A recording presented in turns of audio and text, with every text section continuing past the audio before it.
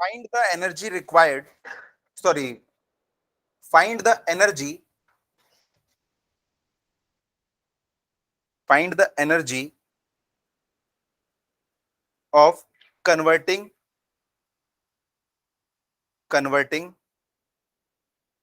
21 gram of uranium into energy completely. 21 gram uranium को आप completely energy में convert कर लो.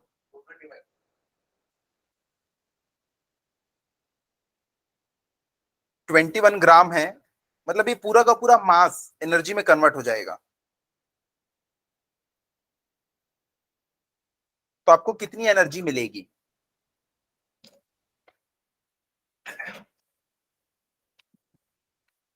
21 ग्राम. हमें पता है एनर्जी और मास के बीच में रिलेशन, हमें एनर्जी और मास के बीच में रिलेशन पता है. तो कितनी एनर्जी मिलेगी जब 21 ग्राम मास एनर्जी में कन्वर्ट होगा? इसको हम और क्या लिख सकते हैं? 21 इंटू 10⁻³ इंटू 9 इंटू 10⁻16. अब 9 इंटू 21 कितना हो जाएगा? 2 1 9, 189 into 10⁻13 joule. As simple as that. खत्म. अब अगर आपके पास क्वेश्चन आ जाए कि 21 AMU यूरेनियम अगर पूरा का पूरा एनर्जी में कन्वर्ट हो गया, पहली बार मैंने क्या बोला था? ग्राम. अब क्या बोल रहा हूं? AMU. अगर ये कन्वर्ट हो गया पूरा एनर्जी में, तब हमें कितनी एनर्जी मिलेगी? तो E इज इक्वल्स टू, सीधा लिख लो, 21 इंटू 931, इतना मेगा इलेक्ट्रॉन वोल्ट एनर्जी मिलेगी. AMU में दिया होता है तो बहुत अच्छा होता है, हमको लाइट का स्क्वायर स्क्वायर कुछ नहीं करना पड़ता, सीधा 931 से मल्टीप्लाई कर दो. ग्राम में दिया है तो वो सब करना पड़ता है, और अगर AMU में दिया है तो ये अच्छा है. तो नहीं पॉसिबल? लिखा है तो पॉसिबल है.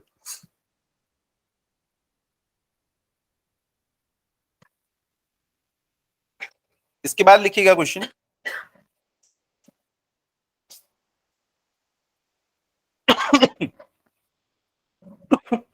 In nuclear fission,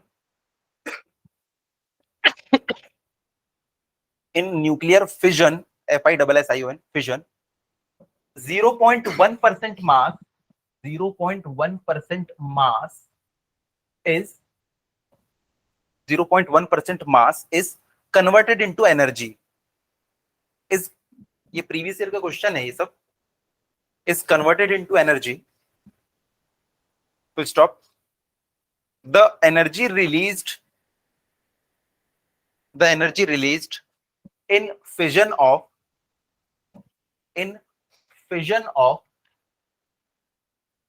1 kilogram of mass in kilowatt hour is.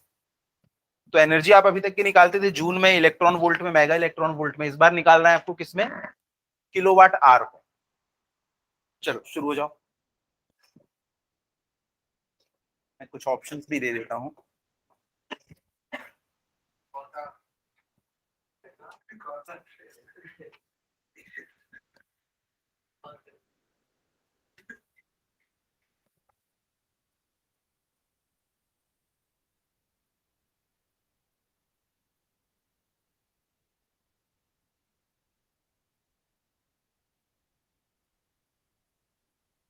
सबकी यूनिट किलोवाट आवर है.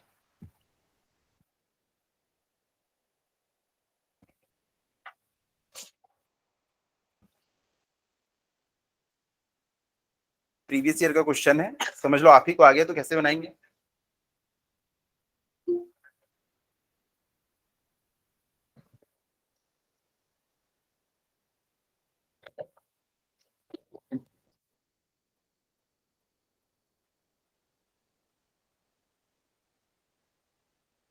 मैं क्वेश्चन रिपीट कर रहा हूं कि अगर 0.1% मास एनर्जी में कन्वर्ट होता है, किसी भी एक फिजन प्रोसेस में अगर हमने उसमें 1 किलोग्राम मास यूज किया था तो बताओ हमें कितनी एनर्जी मिलेगी, किलोवाट आर में निकालना है। तो देखो 1 किलोग्राम मास आपने यूज किया, लेकिन कितना मास कन्वर्ट होता है एनर्जी में?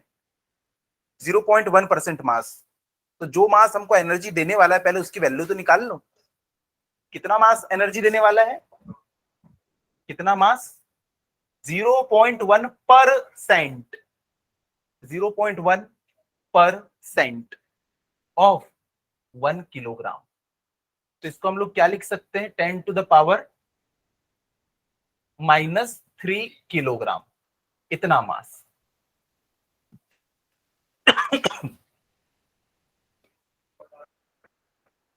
करो ना, हो जाएगा। तो इतना मास है जो कि एनर्जी में कन्वर्ट होने वाला है। बस E is equal to mc²। निकालो ना।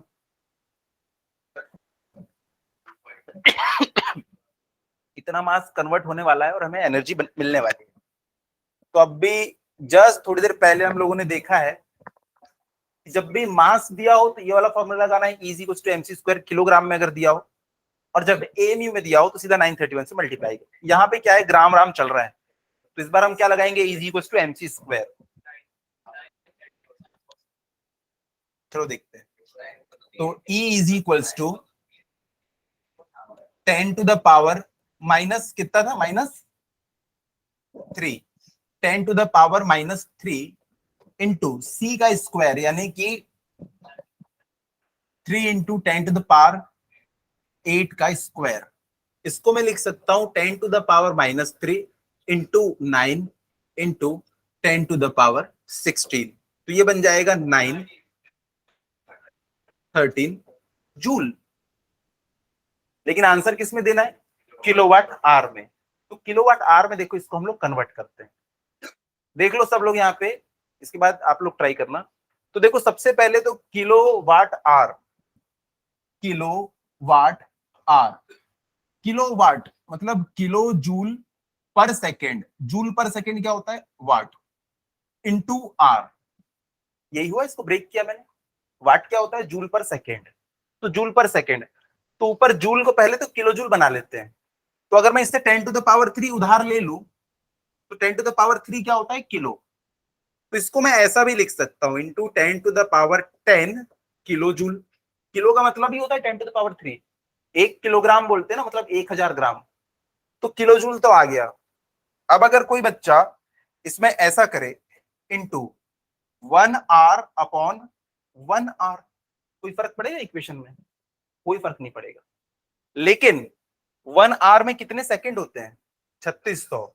अगर यहाँ पे 3600 सेकंड लिख ले तो भी तो बात सेम है, लेकिन यूनिट देखो वही आ जाएगी जो हमें चाहिए, किलो जूल पर सेकंड, और इधर आर। अब बताओ कैसे आएगा, कितना आएगा आंसर? सॉल्व करो, पेन चला के आंसर देना है। देखते हैं। तो फिर इसको मैंने लिख दिया 9 इंटू 10⁻9 इंटू 1/3600। तो ये हो जाएगा क्या? किलो जूल आर पर सेकेंड, क्योंकि 1 घंटे में होते हैं 3600 सेकेंड। इसे आगे सॉल्व करते हैं। ये 9 है, 9 4 36, तो नीचे क्या बचेगा? 400। तो मैं इसको लिख सकता हूं 1/400 इंटू 10⁻9 किलोवाट आर। अब शर्माने वाली कोई बात नहीं है, आप किलो जूल पर सेकेंड को किलोवाट लिख सकते हैं। इसके पहले नहीं पता था ना, अभी पता चल गया। तो नहीं लिख लिया, बस इसको सॉल्व करना है। ये 2 जीरो हैं, उसके कारण ये क्या हो जाएगा? 10⁻7।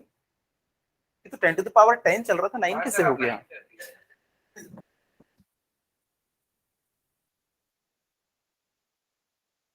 जब ये 10 चल रहा था तो बताना चाहिए ना कि सर वो 9 क्यों हो गया?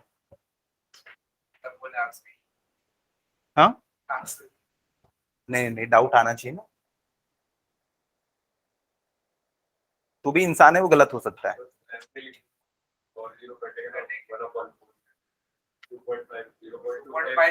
हाँ 0.25 बनेगा, तो उसको हम क्या लिख सकते हैं 2.5 इंटू 7, तो 2.5। तो चलो आंसर क्या हो गया इसका, ऑप्शन नंबर बी। चलो, तो किलोवाट आवर में भी आएगा तो हम लोग बना सकते हैं।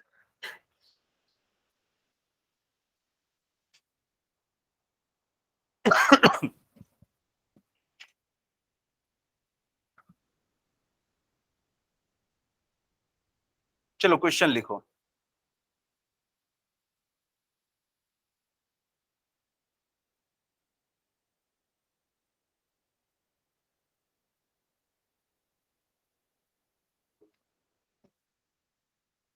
क्वेश्चन लिखेंगे, उसके ऑप्शन दूंगा, आपको सही ऑप्शन चूज करना है, ठीक है। लिखो question number 1। Question number 1, the nuclear radius as compare to atomic radius. The nuclear radius मतलब न्यूक्लियस की रेडियस, अंदर में जो छोटू सा होता है उसकी radius as compare to atomic radius is of the order, is of the order number 1 10 to the power minus 15, number 2 10 to the power minus 10, number 3 10 to the power minus 4, number 4 10 to the power minus 3।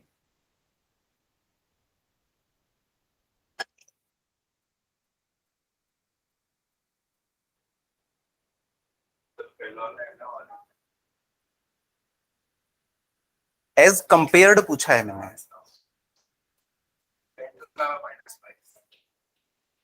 10 to the power minus 5। मैंने बताया था जो atom का जो size होता है उसका order क्या होता है 10 टू द पावर माइनस 10, और जो अंदर न्यूक्लियस होता है उसका क्या होता है किस ऑर्डर का 10 टू द पावर माइनस 15। तो उसके कंपैरिजन में ये कितना है 10 टू द पावर माइनस 5। तो ये चीज याद रखना है, पहला ऑप्शन इसीलिए था कि आप लोग इसको टिक कर दो, ठीक है। क्या 10 to the power minus 4 plus था,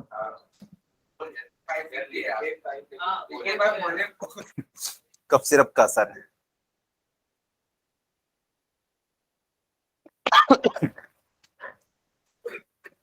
चलो लिखो, two nuclei have mass number in ratio of, mass number मतलब किसका रेशियो दिया हुआ है, दोनों के ए का रेशियो दिया हुआ है। नीचे जेड होता है वो क्या होता है एटॉमिक नंबर, और ऊपर में जो ए होता है वो क्या होता है एटॉमिक मास। तो दोनों का रेशियो दे रखा है। Two nuclei have mass number in ratio of 1:4, 1:4 full stop.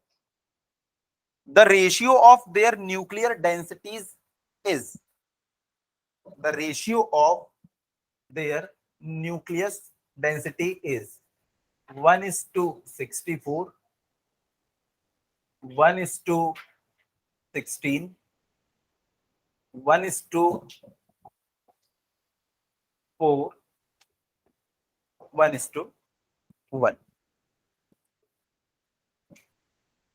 हाँ तो मैं क्वेश्चन रिपीट कर रहा हूं, दो न्यूक्लियस हैं उनके मास नंबर का रेशियो है 1:4, तो उनकी डेंसिटीज का रेशियो कितना होगा। हाँ हाँ बोलो बोलो बोलो, सही बोल रहे हो क्या, थर्ड। अच्छा एक बात बताओ, मैंने थोड़ा सा पानी लिया उसकी डेंसिटी थी 1000 किलोग्राम पर मीटर क्यूब। अब मैंने समंदर का पानी ले लिया उसकी डेंसिटी कितनी होगी, भाई डेंसिटी तो सेम होती है। भाई इस क्लास में 30 बच्चे बैठे हैं, एक बेंच में 2 बच्चा बैठा है, अगर 3000 बच्चे आएंगे उनके लिए हम बड़ा स्पेस रखेंगे ना, तब भी क्या होगा हर बेंच में 2 ही बैठेंगे। डेंसिटी डिपेंड ही नहीं करती मास के ऊपर, डेंसिटी डिपेंड ही नहीं करती मास के ऊपर, है ना। पानी थोड़ा सा लो चाहे बहुत सारा लो, ये प्रॉपर्टी ऑफ मटेरियल है। कपास रुई आप थोड़ी सी लो चाहे बहुत सारी लो, डेंसिटी क्या रहेगी उसकी सेम रहेगी। तो भाई न्यूक्लियस में भी मास छोटा रहे बड़ा रहे, छोटा सा न्यूक्लियस होगा, छोटा सा मास होगा ना तो छोटा सा न्यूक्लियस होगा। अगर बड़ा मास होगा तो उसके लिए बड़ा न्यूक्लियस होगा, है ना। अगला क्वेश्चन लिखिए, the radius of the radius of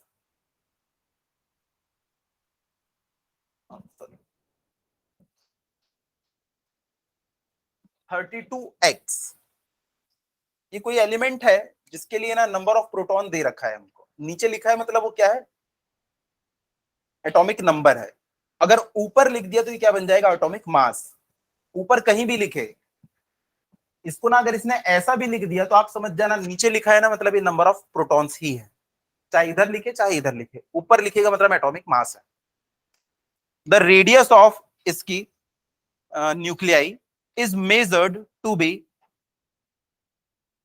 the radius of 32x nuclei is measured to be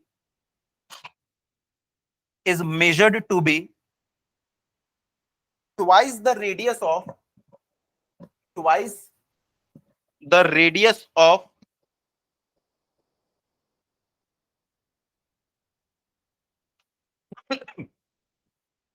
कौन सा एलिमेंट है, हाँ 4b9, इसकी जो रेडियस है ना वो इसकी डबल है, क्वेश्चन में दे रखा है। Full stop. The number of neutron in x, the number of neutron in x, x में कितने नंबर ऑफ न्यूट्रॉन है ये निकालना है, हाथ से गिन लोगे, निकाल।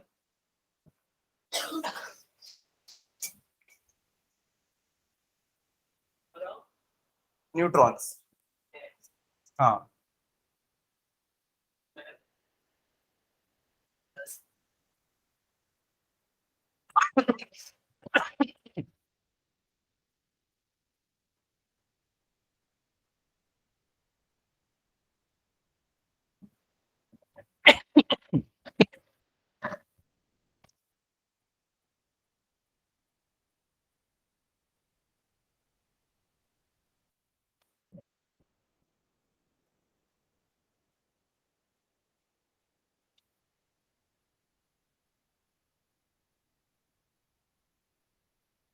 सॉल्व करो, सॉल्व करो, समय भरपूर मिलेगा।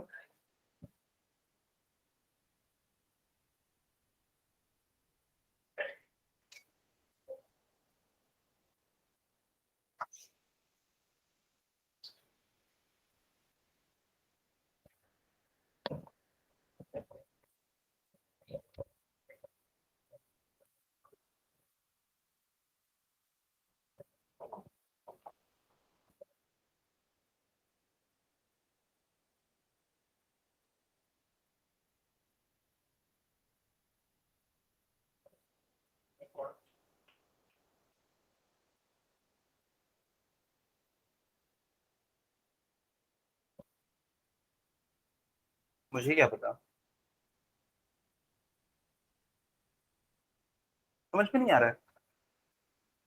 कल की क्लास में हमने किया था ना, जो इसका वॉल्यूम है वो उसका एटॉमिक मास के प्रोपोर्शनल होता है, या 4/3 pi R cube is proportional to atomic mass. भाई जितने उसके अंदर कॉन्स्टिट्यूएंट्स होंगे उसके प्रोपोर्शनली तो वॉल्यूम होगा। भाई मुझे क्लास का रूम बनाना है, मेरे पास हार्दिक सर आए, बोले कि भाई ये क्लासरूम बनाओ, तो क्या मैं मर्जी से बना दूंगा, पहले पूछूंगा ना कितने बच्चे बैठने वाले हैं। हो सकता है उनकी क्लास में 15,000 बच्चे बैठने वाले और मैंने इतना बड़ा बना दिया। तो जितने कॉन्स्टिट्यूएंट्स होंगे उनके हिसाब से वॉल्यूम डिपेंड करता है। तो पिछली क्लास में हमने लिखा है ये चीज, शायद दूसरे ही पेज पे होगा ये। हाँ तो वॉल्यूम कितना होता है, 4/3 पाई आर क्यूब। तो मैंने लिखा था आर क्यूब जो है वो प्रोपोर्शनल होता है किसके, ए के।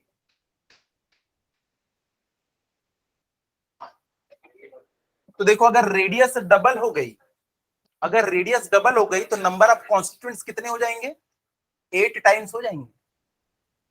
अरे बाबा देखो R1 cube is equals to A1, अगर अब रेडियस कितनी हो गई 2R1 हो गई, तो A2 देखो कितने टाइम्स हो जाएगा, 8 टाइम्स, 8 टाइम्स। और A कहां लिखा होता है, ये ऊपर, इससे डबल इसकी रेडियस है, तो इसके जितने कॉन्स्टिट्यूएंट्स होंगे ना उससे 8 टाइम्स ज्यादा कॉन्स्टिट्यूएंट्स इसके पास होंगे। तो 9 8 जा कितना हो जाएगा 72। कितनों को समझ में नहीं आया? ऑनेस्टली हाथ उठाओ तो मैं दोबारा रिपीट करूंगा। ठीक, पिछली क्लास में ना हम लोगों ने डिस्कस किया था कि ये हमारे एटम के अंदर ये जो न्यूक्लियस है ना इसके अंदर प्रोटॉन और न्यूट्रॉन मजे से रह रहे होते हैं। अगर कम प्रोटॉन और न्यूट्रॉन है तो आप छोटा सा वॉल्यूम बनेगा, और अगर ज्यादा प्रोटॉन और न्यूट्रॉन है तो इसका वॉल्यूम ज्यादा होगा। तो जो इसका वॉल्यूम होता है वो किस पे डिपेंड करेगा? जितने इसके अंदर न्यूट्रॉन प्लस प्रोटॉन है। ए क्या बताता है हमको? Number of neutron plus proton. भाई घर में जितनी ज्यादा फैमिली होगी, जितनी बड़ी फैमिली होगी उतनी तो घर का वॉल्यूम ज्यादा होगा। और वॉल्यूम होता कितना है? स्फेरिकल है इसलिए 4/3 पाई आर क्यूब। तो ये हो जाएगा प्रोपोर्शनल ए के। इस साइड भी कॉन्स्ट, ये सब तो कांस्टेंट ही है तो हम सीधा लिख सकते हैं R cube is proportional to A. तो देखो अगर रेडियस को तुम डबल कर दोगे तो नंबर ऑफ कॉन्स्टिट्यूएंट कितने हो जाएंगे? 8 टाइम्स। ये R1 था A1। अब जो नया वाला A2 आएगा वो क्या होगा? R2 की पावर 3। और R2 कितना है? R1 का जस्ट डबल। तो हमने लिखा 2R1 की पावर 3 प्रोपोर्शनल टू A2। तो देखो कितना हो गया ये 8R1 का क्यूब A1। ये किस, ये R1 की पावर 3 किसके बराबर है? A1 के बराबर है। तो देखो सॉरी ये A2 है, इसकी जगह पे मैं क्या लिख सकता हूं? 8A1। इसकी जगह पे ये देखो ये 8A1 के बराबर हो गया ना। तो A2 में कितने हैं? A1 से 8 टाइम्स ज्यादा है। इसमें कितने थे? ये हमको बताता है A। ये देखो इससे 8 गुना ज्यादा इसमें होने चाहिए, तो कितने हो जाएंगे? 72। तो आंसर क्या हो जाएगा? क्वेश्चन में टोटल नंबर ऑफ कॉन्स्टिट्यूएंट्स नहीं पूछा था, क्या पूछा था? Number of neutrons. तो इसमें नंबर ऑफ न्यूट्रॉन कितने होंगे? इसमें से इसको माइनस कर दो, है ना। तो बच्चे यहां तक पहुंच के भी आंसर 72 लगा के आ जाते हैं। समझ में आया ना? बिल्कुल समझ नहीं आया? अच्छा आ गया ना। तो नंबर ऑफ न्यूट्रॉन्स कितने हो जाएंगे? This minus this. इसलिए मैंने एक ऑप्शन 72 भी दे रखा था, 72 भी बताए, लेकिन आंसर क्या होगा इसका? 40। हाँ पूछता टोटल नंबर ऑफ कॉन्स्टिट्यूएंट्स तो 72, है ना। चलो अगला क्वेश्चन।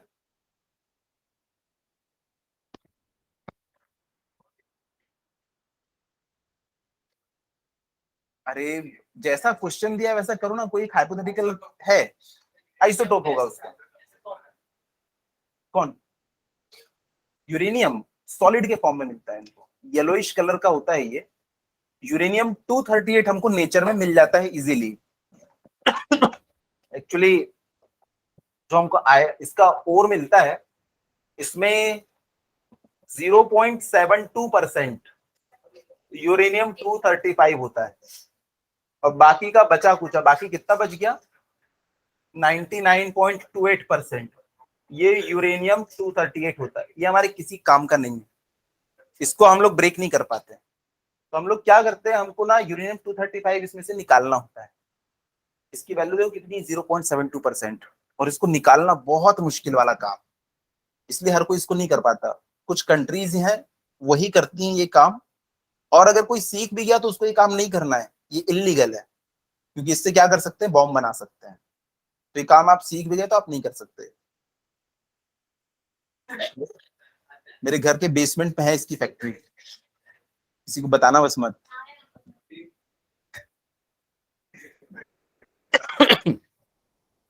चलो लिखो।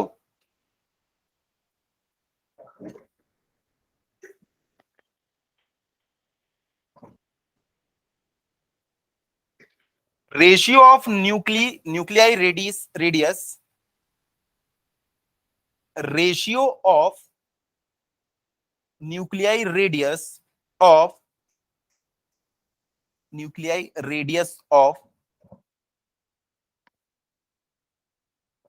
सीजियम 135, दोनों की रेडियस का रेशियो बताना है आपको, एंड कैल्शियम 40, दोनों की रेडियस में क्या रेशियो होगा? रेडियस किस पे डिपेंड करती है भैया? एटॉमिक मास पे डिपेंड करती है। तो जो हमारा सीजियम है, सीजियम की रेडियस का क्यूब इज प्रोपोर्शनल टू उसके एटॉमिक मास सीजियम का। और कैल्शियम की जो रेडियस होगी वो कैल्शियम के एटॉमिक मास की प्रोपोर्शनल। यहां पे मैंने प्रोपोर्शनलिटी कांस्टेंट हटा के एक कांस्टेंट, सॉरी प्रोपोर्शनलिटी साइन हटा के कांस्टेंट इंट्रोड्यूस कर दिया। ये हमारी इक्वेशन नंबर 1, ये हमारी इक्वेशन नंबर 2। दोनों की रेडियस का रेशियो पूछा है ना, निकाल लो। R C S upon R C A is equals to cube root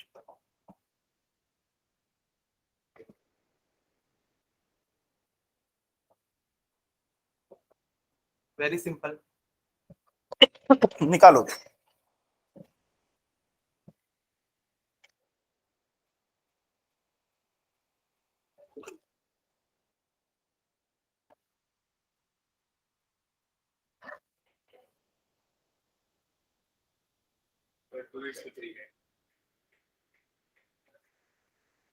two is to three, उल्टा ले लियो, ये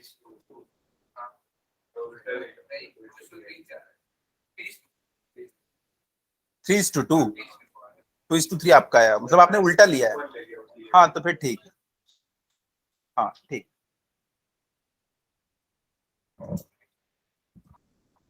तो अगर आपने इसमें वैल्यूज पुट करिए, उल्टा भी ले सकते हैं, तो इसमें वैल्यूज वगैरह पुट करने में आ जाएगा कितना, 1.5, 3:2।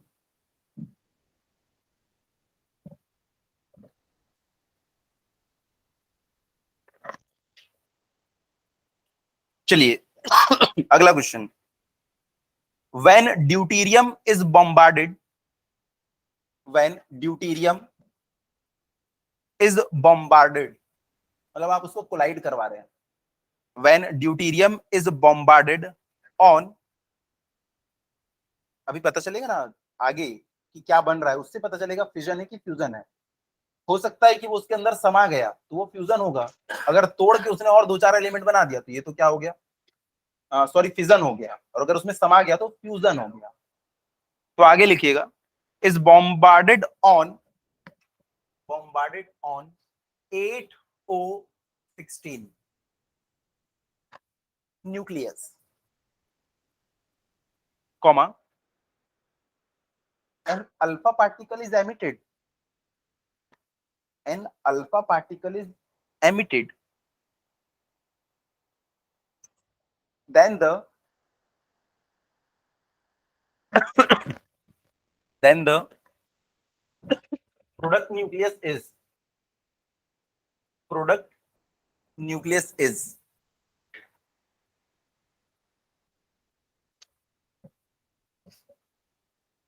7N13 5B10 4BE9 7N14 14, आखिरी वाला 14 है। पहले तो रिएक्शन लिख के बताओ कि एक अल्फा पार्टिकल आ रहा है प्लस ऑक्सीजन जो दिया हुआ है टारगेट न्यूक्लियस, क्या, हाँ जो भी स्ट्राइक कर रहा है उसके ऊपर, कौन स्ट्राइक कर रहा है, अल्फा की ड्यूटेरियम, हाँ तो deuterium plus oxygen is equals to something plus alpha.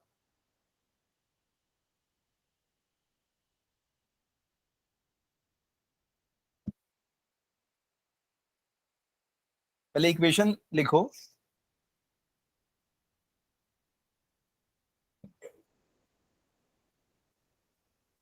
बस इक्वेशन बैलेंस करना है, आंसर आ जाएगा।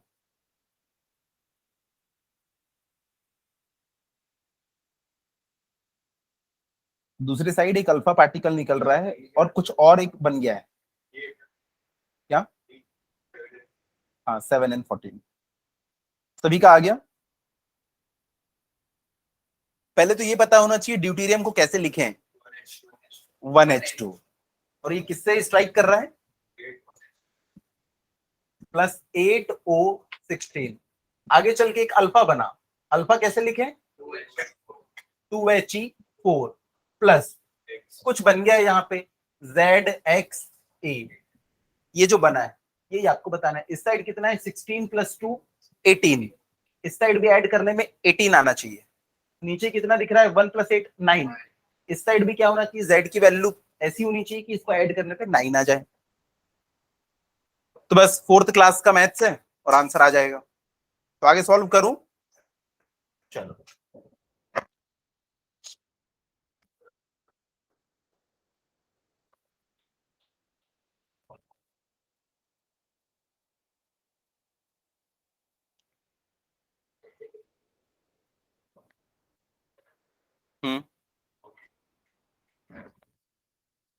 बिल्कुल हो सकता है। जो डिपेंड करता है ना, जैसे आप बहुत फ्रेंडली हो लेकिन किसी के साथ तो दुश्मनी होती है। हाँ, तो वैसे ही जो रॉकेट्स जाते हैं ना स्पेस में, उसमें क्रायोजेनिक इंजन का जब हम इस्तेमाल करते हैं तो उसके फ्यूल क्या होते हैं, ऑक्सीजन और हाइड्रोजन। हाइड्रोजन बर्न होती है और ऑक्सीजन उसको बर्न होने में हेल्प करती है। तो लिक्विड हाइड्रोजन और लिक्विड ऑक्सीजन को हम लोग यूज करते हैं। लिक्विड फॉर्म में क्यों रखते हैं हाइड्रोजन और ऑक्सीजन को, ताकि ज्यादा वॉल्यूम हम स्टोर कर सकें। गैस में के फॉर्म में रखोगे तो कितने बड़े बड़े सिलेंडर हो जाएंगे उसके, इसलिए उसको लिक्विड स्टेट में रखते हैं। अगला क्वेश्चन लिखिएगा।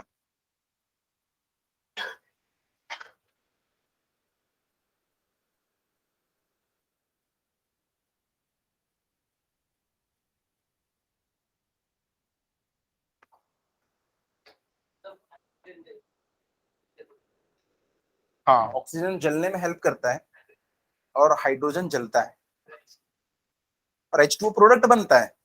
पानी लिटरली वहां प्रोडक्ट बनता है। इवन आपकी गाड़ी जो होती है ना, उसमें जो आप लोग फ्यूल यूज करते हो वो कार्बन प्लस हाइड्रोजन का कुछ रहता है ना, जैसे C8H10 या C2H4 ऐसा कुछ रहता है। तो जब बर्न होता है, और आपको एक चीज पता होनी चाहिए कि फॉर एग्जाम्पल C2H4 को ही आप बर्न कर रहे हो, आपने क्या किया है, कुछ अमाउंट ऑफ ऑक्सीजन लिया है, कुछ अमाउंट ऑफ ऑक्सीजन लिया है, और नाइट्रोजन इसके साथ में क्या आती है, फ्री में आती है। नाइट्रोजन इसके साथ फ्री, क्योंकि आप एटमॉस्फेरिक एयर को यूज करते हैं। तो आप जितनी भी एयर लेंगे ना उसका 3.75 टाइम्स N2 हमको फ्री में मिल जाती है। तो जब यहाँ पे प्रोडक्ट बनते हैं तो ये केमिकल इक्वेशन को कैसे बैलेंस करते हैं, सबसे पहले कौन ऑक्सीजन को यूज करेगा, हाइड्रोजन। हाइड्रोजन की एफिनिटी ऑक्सीजन के लिए ज्यादा होती है।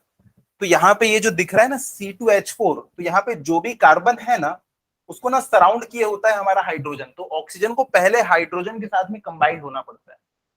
तो यहाँ पे देखो 4 है ना, ये तो हम सबसे पहले तो लिख देंगे 2H2O। ये सारी की सारी हाइड्रोजन पहले के पहले पानी में कन्वर्ट हो जाती है, उसके बाद जाके कार्बन जो है वो CO2 वगैरह में कन्वर्ट होगा, और सफिशिएंट ऑक्सीजन नहीं मिली तो वो कार्बन मोनोऑक्साइड बन के रह जाएगा। तो सबसे पहले देखो 2H2O प्लस, अब ये कितना है ये, तो हम लोगों ने इसको लिख दिया CO2। टोटल कितनी ऑक्सीजन यूज हुई, 4। तो यहाँ पे x की वैल्यू कितनी हो जाएगी, 2। अगर आपने 1 किलोग्राम इसको लिया है तो 2 किलोग्राम इसको लेना होगा। हम लोग केमिस्ट्री में क्यों चले गए, आज मैंने बायो भी पढ़ा दिया, फिजिक्स भी, केमिस्ट्री भी। हाँ, चलो लिखो question.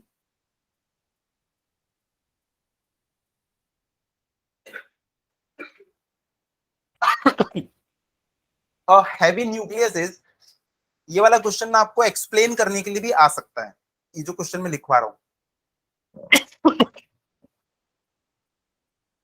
A heavy nucleus is unstable for any value of, a heavy nucleus is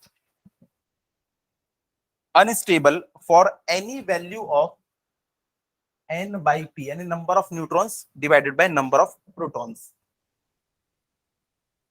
आप लोगों की नोट्स में देखो एक ग्राफ बना होगा जिसमें बाइंडिंग एनर्जी दी हुई थी। बाइंडिंग एनर्जी में देखो सबसे ज्यादा बाइंडिंग एनर्जी किसकी होती है, इसको ध्यान से देखो, आयरन के लिए। और कितनी होती है, नहीं नहीं 9 से कम होती है, 8.8। इस वैल्यू को हमें याद रखना है। आप लोग चाहो तो वहां पे लिख लो, लिखिए कि नहीं, आप कहीं लिखी नहीं इसमें कहीं लिखा नहीं है तो आप लोग उसको ना लिख लो। कहा, हाँ, the maximum is for iron which is 8.8 8.8 million electron volt, तो सबसे ज्यादा आयरन के लिए होती है, इसलिए सबसे ज्यादा स्टेबल होता है। नहीं नहीं नहीं, पर न्यूक्लियाई। हाँ, तो यहाँ पे ध्यान दो, जितना ज्यादा हैवी होगा, हैवी का मतलब क्या है, जिसके अंदर जितने ज्यादा प्रोटॉन प्लस न्यूट्रॉन होंगे, तो आगे चल के देखो ये यूरेनियम 238 दिख रहा है, इसके अंदर 238 न्यूट्रॉन प्लस प्रोटॉन। कई बार ऐसा होता है कि दोनों ना सेम नंबर में है। फॉर एग्जाम्पल मान लो 132 न्यूट्रॉन है और 132 ही प्रोटॉन है, तो टोटल कितना हो गया, ये 264। तो कोई ये एलिमेंट है x 264, लेकिन ये है तो हैवी न्यूक्लियस, इसके लिए लेकिन n/p रेशियो कितना है, 1। तो n/p रेशियो चाहे कुछ भी हो, जो हैवी न्यूक्लियस होते हैं ना बहुत वीक होते हैं, बहुत अनस्टेबल होते हैं। तो उसका रीजन पूछ रहा है कि क्या है इसका रीजन। भाई same number of neutron same number of proton है, लेकिन इससे कोई फर्क पड़ता ही नहीं, न्यूट्रॉन तो न्यूट्रल होते हैं, बचे कौन, प्रोटॉन। अगर यहाँ पे इलेक्ट्रॉन्स होते तो शायद एक दूसरे को बाइंड करके रख भी लेते, सेम नंबर में है तो, लेकिन सेम नंबर में होने के बावजूद न्यूट्रॉन कोई हेल्प नहीं कर रहा है। तो लिखिएगा इसका रीजन क्या हो सकता है, ऑप्शन नंबर ए। पूरे ऑप्शन लिखने के बाद आप लोग सही जवाब देंगे। Option number A, nuclear force, nuclear force is long range force. Option number B, nuclear forces are absent in heavy nucleus. Nuclear forces are absent in heavy nucleus. के बाद तीसरा है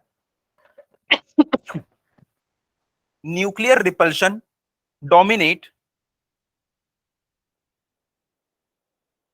nuclear repulsion dominate over nuclear attraction.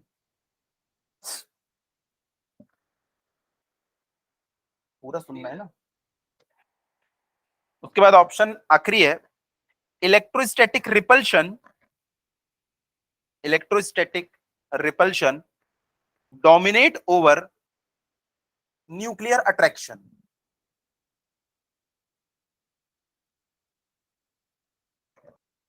इस वाले question को आपको explain करने के लिए भी आ सकता है, इसलिए इस पे स्टार पॉइंट लिख लेना, क्योंकि ये थ्योरी है, theory.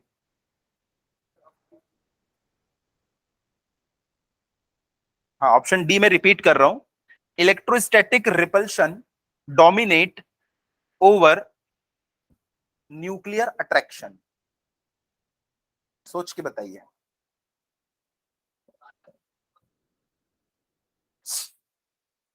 Nuclear forces are absent in heavy nuclear, वो absent ही हो गए।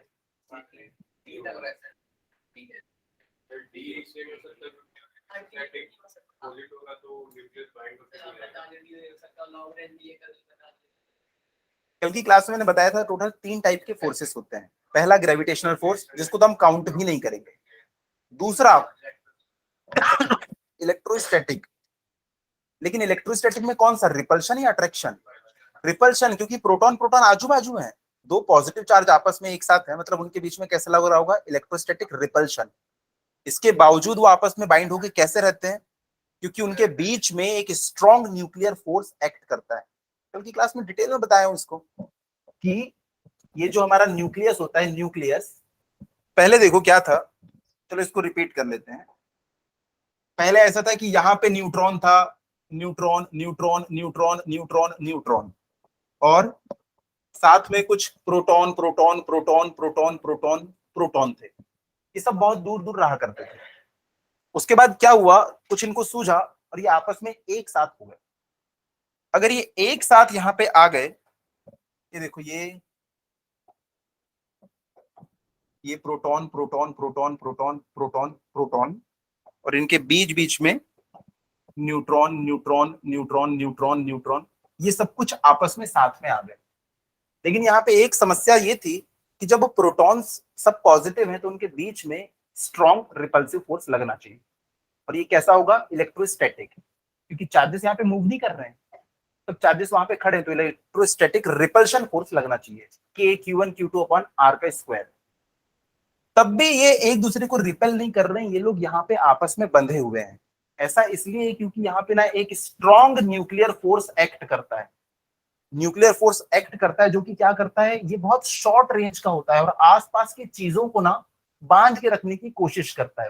बांध के ये देखो, इसको बांध के रखा हुआ है। ये कैसा नेचर का होता है, अट्रैक्टिव नेचर का। तो देखो यहाँ पे दो फोर्सेस के बीच में कशमकश चल रही है। पहला है इलेक्ट्रोस्टैटिक रिपल्शन और दूसरा क्या है, न्यूक्लियर अट्रैक्टिव फोर्स। ये इतना ज्यादा हो जाता है कि क्या है, इसको सरपास कर देता है, इससे ऑलमोस्ट 100 टाइम्स ज्यादा होता है। इसलिए क्या होता है, इनको ये बांध के रखता है। लेकिन सोचो जब ये न्यूक्लियस बहुत बड़ा हो गया, तो ये तो बेचारा शॉर्ट रेंज है, इनके छोटे छोटे ग्रुप बने हुए हैं। कोई एक न्यूट्रॉन आएगा, फोड़ेगा, सब ये अलग अलग हो जाएंगे। तो हैवी न्यूक्लियस ना इसलिए कमजोर हो जाता है, उसमें ना इलेक्ट्रोस्टैटिक रिपल्शन डोमिनेट कर जाता है, क्योंकि ये ना इसके कंपैरिजन में थोड़ा सा लॉन्ग रेंज फोर्स है। तो देखो इनके और इनके बीच में अट्रैक्टिव फोर्स काम कर रहा है, लेकिन इसके बीच में रिपल्सिव इलेक्ट्रोस्टैटिक फोर्स भी काम कर रहा है। जब बहुत सारे हो जाएंगे तो बहुत सारों का इलेक्ट्रोस्टैटिक रिपल्सिव फोर्स मिलेगा और वो फिर ब्रेक हो जाता है। तो यही इसकी थ्योरी है। तो इसका ऑप्शन नंबर क्या हो जाएगा सही? अभी भी बी सी डी सब चल रहा है,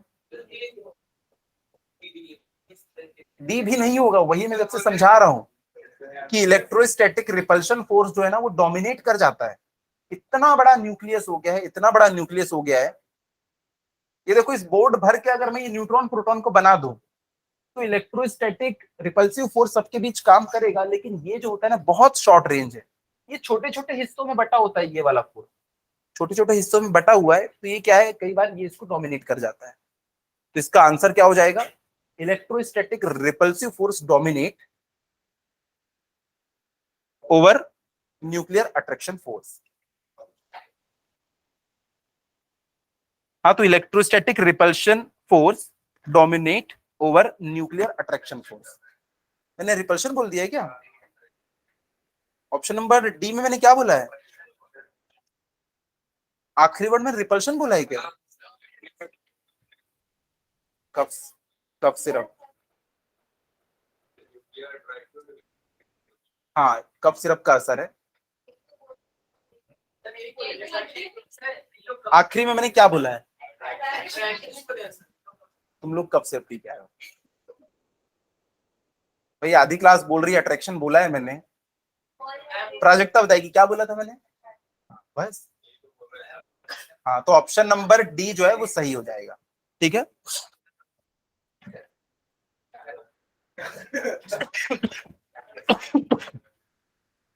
सुनो, जैसा कि हाँ, वही तो रीजन है ऑप्शन नंबर डी। हाँ, तो उसको अपने वर्ड्स में लिखना, इसी चीज को लिखते जाना है कि ये शॉर्ट रेंज होता है, ये लॉन्ग रेंज होता है, तो इतने बड़े में वो कई बार डोमिनेट कर जाता है।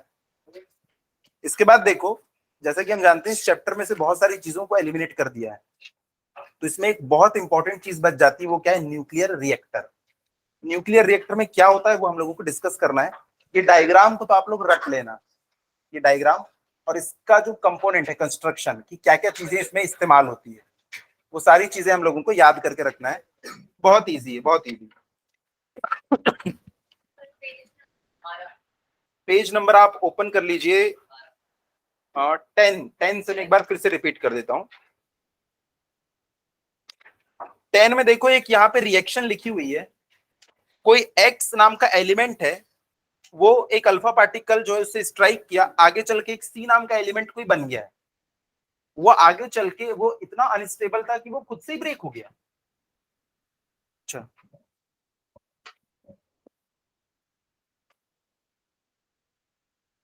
कल नहीं आए थे पीछे पास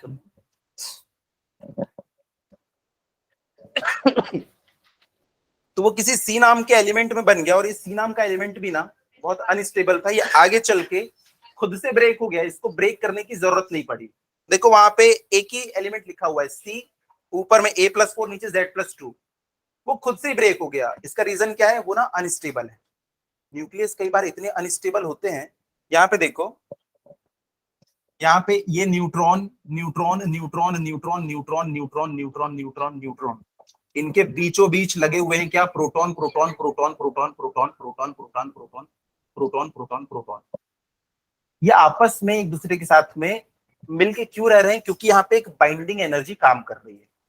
पर वो एनर्जी कहाँ से आई, वो एनर्जी यहां से आई कि जब ये लोग पहले दूर दूर हुआ करते थे ऐसे, तब इनका जो मास था ना, मान लो वो 10 यूनिट था। उसके बाद जब ये पास में आ गए तो इनका जो मास हो गया वो 9.99 यूनिट रह गया। तो ये जो मास कम हुआ है ना, वही एनर्जी में कन्वर्ट हो गया। और कौन सी energy, binding energy. Binding energy नाम से ही पता चल रहा है इनको बाइंड करके रखी हुई है। तो यहाँ पे ये मास इतना कम हुआ तो कुछ एनर्जी निकली होगी। फॉर एग्जाम्पल वो एनर्जी कितनी थी, फॉर एग्जाम्पल वो थी 23 मेगा इलेक्ट्रॉन वोल्ट। वो बाइंडिंग एनर्जी इनको बांध के रखे हुए है। अगर आपने इस न्यूक्लियस को उतनी एनर्जी दे दी तो ये फिर से वापस ब्रेक होके वैसा हो जाएगा। उसके बाद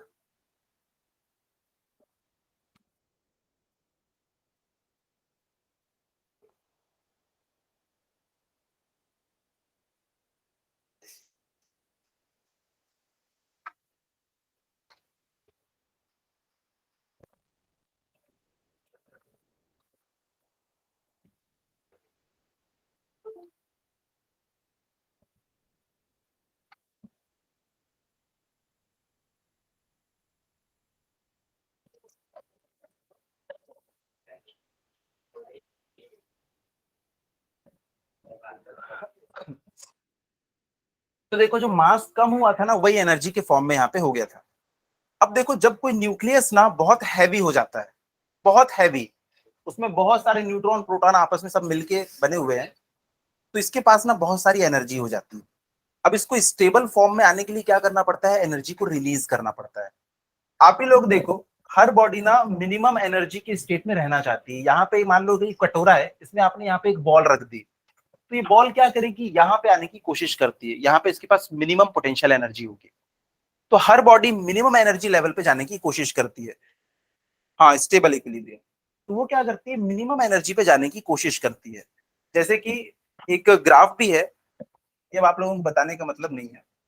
यहाँ पे देखो, ये रेडियस है और ये मतलब डिस्टेंस है और ये फोर्स है।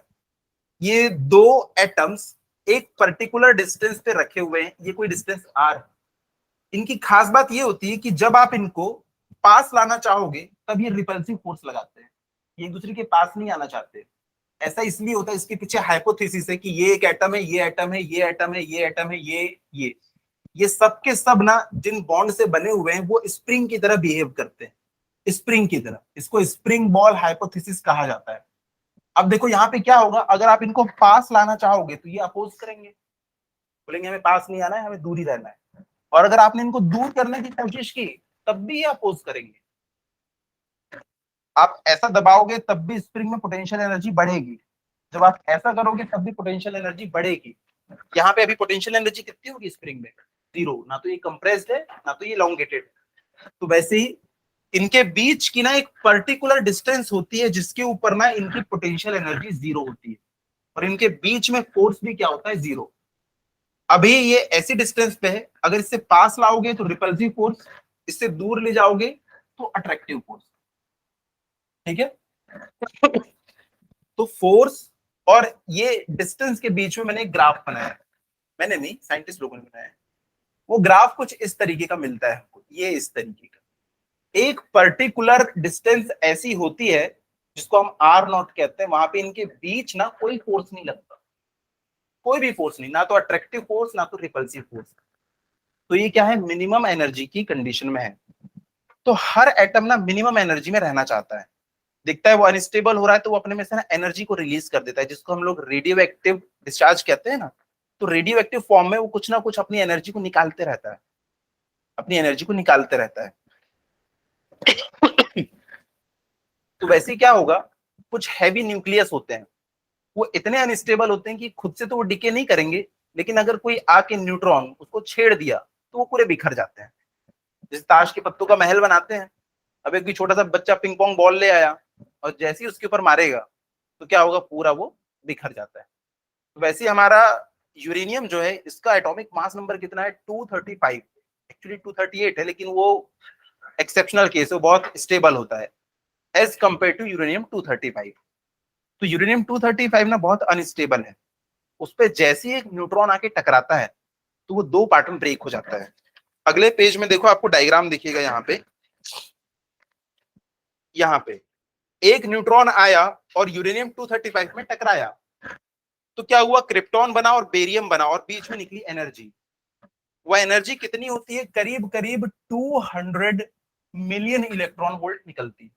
लिख लो आप एनर्जी कितनी निकलती, ऐसा लिख लो उसको नीचे वहां पे, uranium 235 plus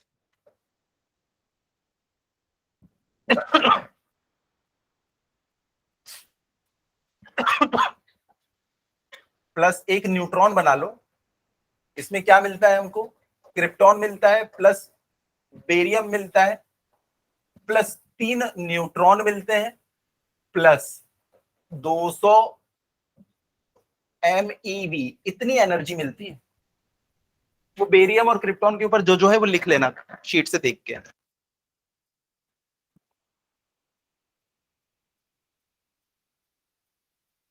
ninety two 36 56 141, neutron के ऊपर भी 0 1।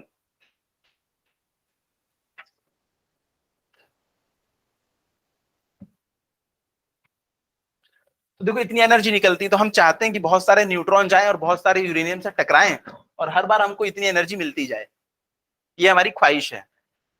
लेकिन देखो यहाँ पे अब दो टाइप की रिएक्शन हमको पढ़ना है, एक होती है कंट्रोल्ड, एक होती है अनकंट्रोल्ड। घर में हम लोग खाना बनाते हैं, गैस सिलेंडर होता है, सोचो अगर सारी की सारी गैस को इकट्ठे जला दे तो क्या होगा, बहुत बड़ा एक्सप्लोजन होगा। एनर्जी तो बहुत सारी मिलेगी, लेकिन एट अ टाइम पूरी एनर्जी मिल जाएगी, उतनी एनर्जी का हम लोग क्या करेंगे, नहीं चाहिए। तो हम क्या करते हैं, कंट्रोल्ड उसमें उसको बर्न करते हैं। तो हम लोग भी यहाँ पे ऐसे ही करेंगे। यहाँ पे ध्यान दो, क्या 200 मिलियन इलेक्ट्रॉन वोल्ट में जापान उड़ जाएगा। एक इलेक्ट्रॉन वोल्ट कितना होता है, हाँ तो मिलियन इलेक्ट्रॉन वोल्ट, एक इलेक्ट्रॉन वोल्ट कितना होता है 1.6 इंटू 10⁻19 मल्टीप्लाइड बाई 10⁻6, तुच्छ सी एनर्जी। लेकिन ऐसे बिलियंस ऑफ एटम होते हैं यूरेनियम में, थोड़ा सा 1 ग्राम यूरेनियम लोगे उसमें से बिलियंस ऑफ एटम होंगे, तो एनर्जी ऐड हो के बहुत ज्यादा हो जाती है। अभी इधर ध्यान दो। तो यहाँ पे देखो हमें दो टाइप की रिएक्शन पढ़ना है। इसमें देखो जैसे एक न्यूट्रॉन टकराया इससे, बेरियम और क्रिप्टॉन बने, लेकिन उस साइड कितने न्यूट्रॉन निकले, 3 न्यूट्रॉन। अब ये 3 न्यूट्रॉन क्या करेंगे, आगे जाके 3 यूरेनियम से टकराएंगे और उनमें से 3 न्यूट्रॉन निकलेंगे, टोटल कितने हो गए 9। ये 9 जाके आगे टकराएंगे और 27 से टकराएंगे, और ये सारी चीजें लाइट की स्पीड के ऑलमोस्ट इक्वल होगी। हाँ तो क्या होगा, सारी की सारी एनर्जी एट टाइम मिल जाएगी। तो हम इसका यूज किसमें करते हैं, बॉम्ब में। जो एटॉमिक बॉम्ब बनता है ना, उसमें अनकंट्रोल्ड न्यूक्लियर रिएक्शन होती है। न्यूक्लियर रिएक्टर बनाएंगे ना अभी हम लोग, तो हम लोग इसको ना कंट्रोल्ड वे में करेंगे। देखो दो टाइप की है, एक में जितने न्यूट्रॉन निकल रहे हैं वो आगे जाके टकराते जाएं, भाई हमें पूरी एनर्जी एट अ टाइम चाहिए, बॉम्ब बना रहे हो आप तो सारी की सारी एनर्जी इकट्ठे चाहिए। लेकिन अब हम जब ना न्यूक्लियर रिएक्टर में यूज कर रहे हैं, तब हम लोग क्या करेंगे, ये जो 3 न्यूट्रॉन निकल रहे हैं ना, इसमें से 2 को कैप्चर कर लेंगे, सिर्फ एक को ही अलाउ करेंगे वो जाके आगे टकराए।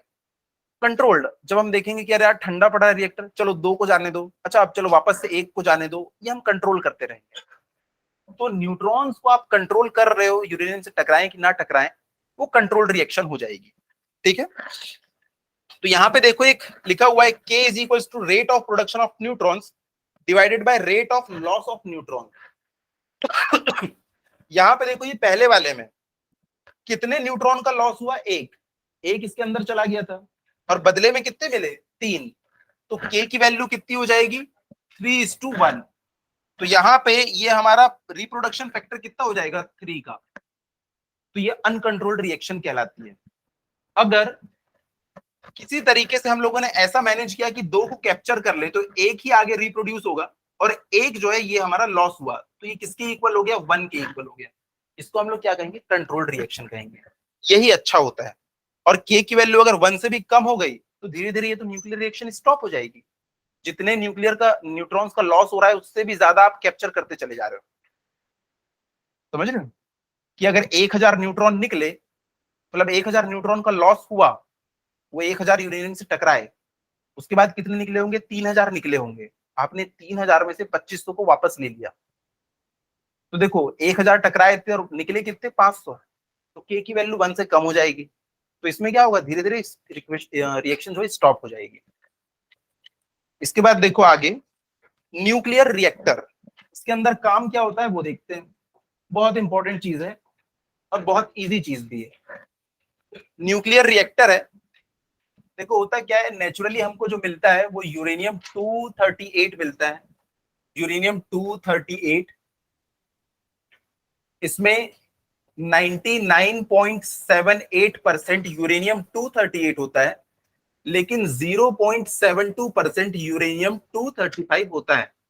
अगर आप इसको न्यूक्लियर रिएक्टर में यूज करना चाह रहे हैं तो एटलीस्ट इसमें 3.5% यूरेनियम 235 आपको बनाना पड़ेगा, और अगर आपको इसको बॉम्ब में यूज करना है तो 90% आपको यूरेनियम 235 चाहिए। अरे एक मिक्सचर रखा हुआ है ना, जैसे आप लोग मान लीजिए सूप बनाए, सूप के अंदर नमक होता है, तो 99.78% उसमें सूप होता है और 0.72% क्या होता है? नमक। नमक होता है। लेकिन सूप को अगर आप चाहते हो कि आपका दोस्त ना पी पाए, तो आप क्या करोगे? उसमें 3.5% कर दोगे नमक को, तो अब यूरेनियम 238 कितना रह गया? 96.5% रह गया। तो ये वाला ना हमारे न्यूक्लियर रिएक्टर में काम कर जाता है। क्यों? अभी देखेंगे। और अगर आपको बॉम्ब बनाना है तो भाई फूटता कौन है? यूरेनियम 235 फूटता है, तो मैक्सिमम वही होना चाहिए। तो 90% कम से कम होना चाहिए, उससे कम में मजा नहीं आएगा, फिर दीवारी पटाखे जैसे लगेगा, इसलिए ज्यादा होना चाहिए। ठीक है। तो जो अगरबत्ती होती है ना हमारी, उस टाइप का यूरेनियम फ्यूल हम लोग यूज करते हैं। लकड़ी में नहीं लगा होता ऑब्वियसली, कुछ दूसरे मटेरियल है उसके ऊपर उसकी क्लैडिंग की जाती है। अब क्लैडिंग करने के बाद में देखो, यहाँ पे आपको एक क्लोज्ड चैम्बर दिख रहा है, क्लोज्ड चैम्बर। इस क्लोज्ड चैम्बर के अंदर में हमारी यूरेनियम की रॉड्स रखी हुई हैं। ये यूरेनियम की रॉड्स रखी हुई हैं। मैंने 3 रॉड बना दी, यहाँ पे 3 रॉड्स रखी हुई हैं। इसमें लिखा हुआ है ना, देखो यूरेनियम रॉड्स जो ऐसे हैच करके बना हुआ है, हैच करके जो बना हुआ है वो क्या है? यूरेनियम की रॉड्स है। ये यूरेनियम की रॉड्स है, ये यही हमारा फ्यूल। हम लोग क्या करेंगे, यहाँ पे एक न्यूट्रॉन को छोड़ देंगे, अंदर में एक न्यूट्रॉन गन होगी, वो एक न्यूट्रॉन को छोड़ेगी, वो एक न्यूट्रॉन 3 निकालेगा और ये रिएक्शन चालू हो जाएगी हमारी। जैसे आप लड़ी जलाते हो ना दिवाली में, तो आप क्या करते हो? लाइटर लेके खड़े रहते हो पूरा जलते तक, आप बस आग लगा देते हो। वैसे हमें यहाँ पे बस न्यूट्रॉन एक छोड़ देना है, वो एक से टकराएगा, इससे 3 न्यूट्रॉन निकलेंगे, ये रिएक्शन चालू हो जाएगी। लेकिन यहाँ पे एक समस्या है। समस्या क्या है? जैसे देखो आपके घर में विंडो है कांच की, आप चाहते हो कि उसको फोड़ना है, तो उसके 2 तरीके हैं, एक है पत्थर से फोड़ो और दूसरा है आपके पास गन है। दोनों में से फोड़ने में कुछ अलग चेंजेस आपको दिखेंगे। जैसे आप पत्थर मार के फोड़ दिए तो ग्लास पूरा शैटर हो जाएगा, टुकड़े टुकड़े हो जाएगा। लेकिन सोचो गन से जब बुलेट निकलेगी तो क्या होगा?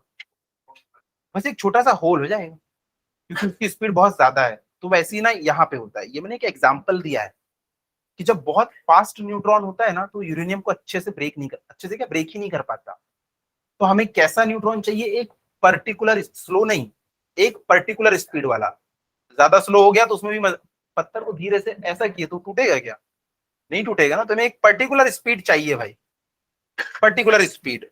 तो हम लोग वहां पे यूज करते हैं क्या? देखो लिखा हुआ है ग्रेफाइट कोर, लिखा हुआ है ग्रेफाइट कोर। ये क्या होता है? मॉडरेटर। मॉडरेटर का काम क्या होता है? इनकी स्पीड को कम कर देना। यहाँ पे हमने क्या है? मॉडरेटर भर दिया। यहाँ पे क्या है? हैवी वाटर वगैरह भर देते हैं।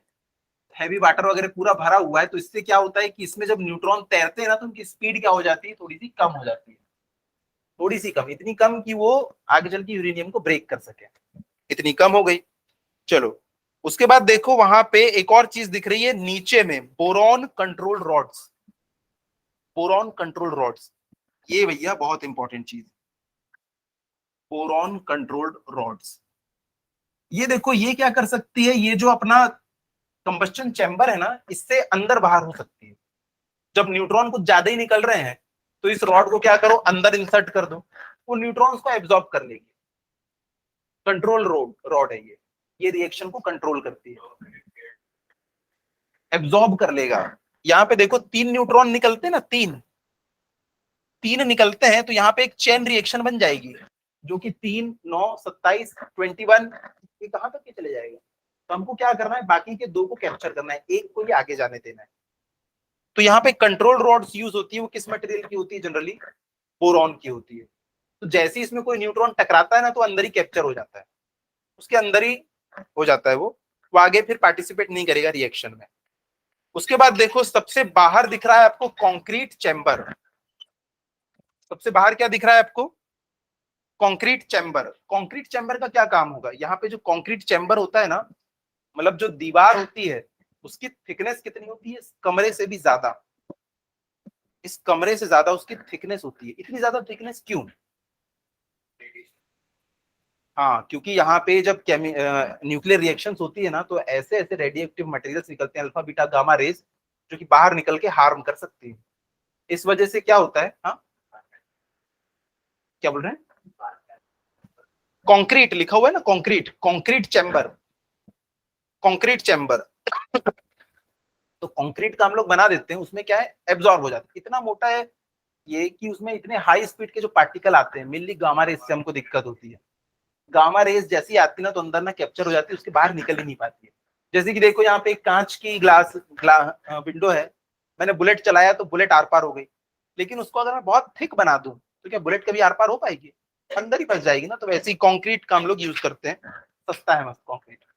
तो 2 से 3 मीटर इतनी थिक वहां पे हम लोग यूज करते हैं। तो कंक्रीट चैम्बर में लिख लेना 2 to 3 मीटर वॉल, वाइड या थिक वॉल। तो सबसे ऊपर दिख रहा है न्यूक्लियर रिएक्टर, अंदर में रिएक्टर है। हाँ इसके इन्वेंटर, ये पूरा स्टेप बाय स्टेप हुआ है पूरा इन्वेंट। अब देखो क्या होता है, अब यहाँ पे बहुत सारी हीट निकल रही है, बहुत सारी हीट निकल रही है। अब इस हीट का हम लोग यूज करने वाले हैं। तो हम लोग इस हीट को कैसे यूज करते हैं, यहाँ पे ना लिक्विड सोडियम को भेजा जाता है। लिक्विड सोडियम को हम लोग यहाँ पे भेजते हैं।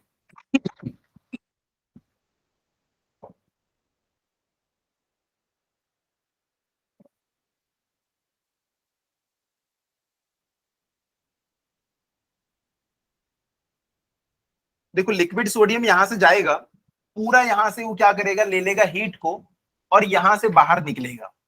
जब ये लिक्विड सोडियम इधर बाहर निकलेगा, वो गर्म गर्म चैम्बर से वहां पे गया है, तो उसके पास क्या होगा, बहुत ज्यादा टेम्परेचर होगा, बहुत हाई टेम्परेचर पे वो बाहर निकलता है। ये देखो ना, यहाँ पे बहुत सारी हीट निकल रही है। हमने क्या किया, लिक्विड सोडियम को इधर से अंदर भेजा, उसने पूरी हीट यहाँ की एब्जॉर्ब की। जब वो बाहर निकला तो हमने उसको कहाँ पे भेजा, एक चैम्बर में भेजा। इस चैम्बर में वो ना एक पाइपलाइन के थ्रू बाहर निकल गया और वापस से इस साइकिल को कंप्लीट कर लिया। लेकिन यहाँ पे कौन भरा हुआ है, पानी। ये पानी जब इससे हीट लेगा, लिक्विड सोडियम बहुत हाई टेम्परेचर पे है ना, ये पानी क्या होता है, स्टीम में कन्वर्ट हो जाता है। तो यहाँ से स्टीम निकलती है और उसको हम लोग क्या करते हैं, टरबाइन में एंटर कर देते हैं। टरबाइन में क्या होता है, टरबाइन गोल गोल घूमती है, स्टीम की प्रेशर और काइनेटिक एनर्जी को मैकेनिकल एनर्जी में कन्वर्ट कर देती है। और इससे कपल्ड क्या होता है, एक जनरेटर। जब जनरेटर होता है, इलेक्ट्रोमैग्नेटिक इंडक्शन के ऊपर ये काम करता है। जब इसमें को गोल गोल घुमाते हैं, जैसे देखो मोटर में क्या होता है, बिजली दो गोल गोल घूमती है। जनरेटर क्या होता है, उसको घुमाओ तो वो आपको बिजली दे देगा। घरों के बाहर छोटे छोटे जनरेटर लगे होते हैं ना, उसमें एक इंजन लगा होता है, डीजल डालते हैं, उसको गोल घुमाता है, गोल घुमाने से इलेक्ट्रिसिटी प्रोड्यूस हो जाती है। इतना क्लियर है, इलेक्ट्रिसिटी प्रोड्यूस हो जाती है और ये साइकिल चलते रहता है। फिर यहाँ से जो स्टीम निकलती है वापस से इधर चली जाती है। तो वही मैंने ये बना दिया है, बीच में एक पंप लगा दिए हैं, वो इसको सर्कुलेट करने का काम कर रहा है।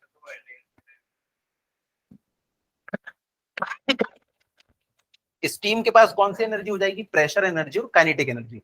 कभी देखियो ना प्रेशर कुकर में कैसे हाई प्रेशर और वेलोसिटी से बाहर निकलती है स्टीम।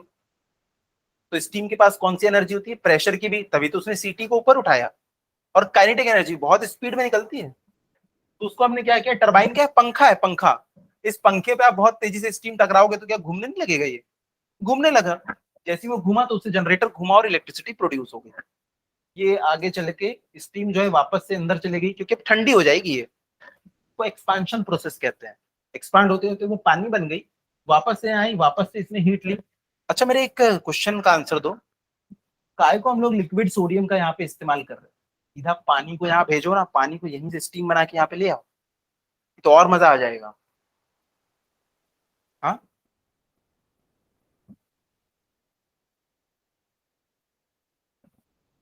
क्यों हम लोगों ने 2 साइकिल बनाए? 2 साइकिल बनाने से एफिशिएंसी कम हो जाती है और लागत भी बढ़ जाती है। क्या क्या रिएक्ट कर जाएगा? अगर तुम पानी को अंदर भेजोगे और इधर आएगा, टरबाइन में भी जाना है, टरबाइन का बाद में मेंटेनेंस वगैरह भी होता है, तो उसके मेंटेनेंस में देखो पूरा पानी जो है न्यूक्लियर वेस्टेज के साथ में मिक्स होगा, तो वो क्या करेगा, इसको भी कंटेमिनेट कर देगा। लेकिन यहाँ पे क्या है, लिक्विड सोडियम है, वो जा रहा है, पानी और सोडियम को तो कांटेक्ट में आया ही नहीं, तो क्या होगा, हमारा पानी भी जो होगा ना वो साफ रहेगा, और वो क्या होगा, बाद में इन सब का मेंटेनेंस भी हम लोग कर सकते हैं। ठीक है, तो यहाँ पे देखो the main components of nuclear reactors are, number 1 nuclear fuel, हम लोग यूरेनियम 233, यूरेनियम 235, प्लूटोनियम नहीं 239 होगा ये, उसको करेक्ट कर लेना। और ये दोनों ना बेस्ट फ्यूल्स हैं।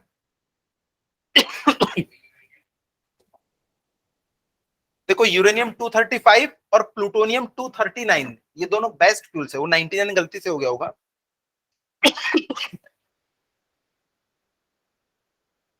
तो न्यूक्लियर फ्यूल का तो मतलब आप समझ गए। उसके बाद दूसरी चीज देखो, मॉडरेटर, इसका काम क्या है, it's function is to slow down the fast moving secondary neutrons produced during the fission, ताकि ये ना आराम से टकराएं और वहां पे प्रोसेस आगे चले। अगर फास्ट होंगे तो बुलेट की तरह निकल जाएंगे, न्यूक्लियस फूटेगा ही नहीं। उसके बाद है कंट्रोल रॉड्स, इसका काम क्या होता है कि ये कैप्चर कर लेता है जो एक्सेस न्यूट्रॉन्स निकल रहे हैं, जो प्रोसेस को अनकंट्रोल्ड बना देंगे, उनको ये कैप्चर कर लेता है। उसके बाद कूलेंट, एक सब्सटेंस का हम लोग यूज करते हैं to remove the heat produced in it and transfer it from the core to the nuclear reactor to the surrounding is called coolant. भाई इतना ज्यादा हीट अप हो रहा है तो उसको हमें ठंडा भी रखना होगा, वही हीट जो है ना वो सोडियम लेके जा रहा है। अब आपको एक चीज बताऊं, चेरनोबिल आपने सुना है एक्सीडेंट? रशिया में जो चेरनोबिल एक्सीडेंट हुआ था, वहां पे हुआ क्या था, वो तो एमआईसी था। देखो हुआ क्या था चेरनोबिल में, न्यूक्लियर रिएक्टर है वहां पे ना time to time mock drills चला करती थी, कि अगर अचानक से ऐसा हो तो हम लोग कैसे रिएक्ट करेंगे, अचानक से वैसा हो तो हम कैसे रिएक्ट करेंगे।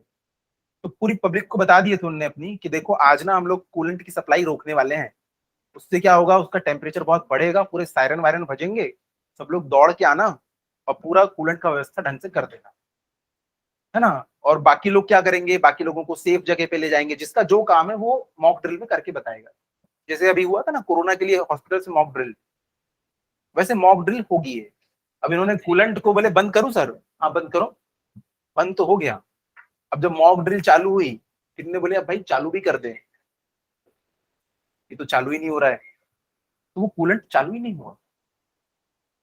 और क्या हुआ, हीट बढ़ती चली गई, बढ़ती चली गई, बढ़ती चली गई, एक टाइम पे क्या हुआ, हीट इतनी ज्यादा बढ़ गई अंदर में, एक्सप्लोजन हो गया।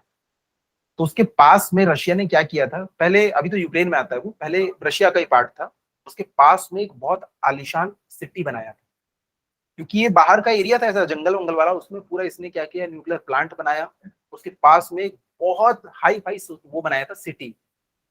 पर सोचो आज भी सिटी में कोई जा नहीं सकता, क्योंकि न्यूक्लियर वेस्ट जो रहता है ना, ये रेडियो एक्टिव मटेरियल, ये हजारों सालों तक के वहां पे फ्लोट करते रहते हैं। बाद में वो चेरनोबिल जो प्लांट था उसमें बहुत सारा कंक्रीट डाल दिया गया है और पूरा उसको सील पैक कर दिया गया है, थाउजेंड्स ऑफ फीट तक के, सॉरी हंड्रेड्स ऑफ फीट तक के उसमें कंक्रीट डाल के उसको पूरा ऐसा डोम से ऐसा पूरा कवर कर दिया। लेकिन फिर भी अभी जितना रेडियो एक्टिव बाहर जा चुका है वही पूरा कंटेमिनेट करके रखे हुए हैं, और अगले 1000 ईयर्स तक के कोई वहां जा नहीं सकता। तो भले इससे हमको क्लीन एनर्जी मिलती है, लेकिन बहुत ज्यादा खतरा है, बहुत ज्यादा खतरा है, इसलिए लोग इसका विरोध भी करते हैं। पर है बहुत अच्छी चीज, एकदम कम में बम, है ना। उसके बाद देखो 5वां है shielding. The whole reactor is protected with concrete walls 2 से 2.5 metre thick, so the radiations emitted during nuclear reactions may not produce harmful effects on the persons working on the reactor. उसके बाद यूज ऑफ न्यूक्लियर रिएक्टर्स। अरे देखना sir गए तो नहीं, आकाश sir गए तो नहीं?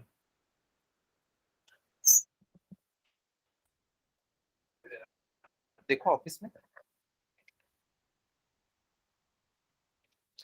Use of nuclear reactor, nuclear reactor कहां यूज होगा?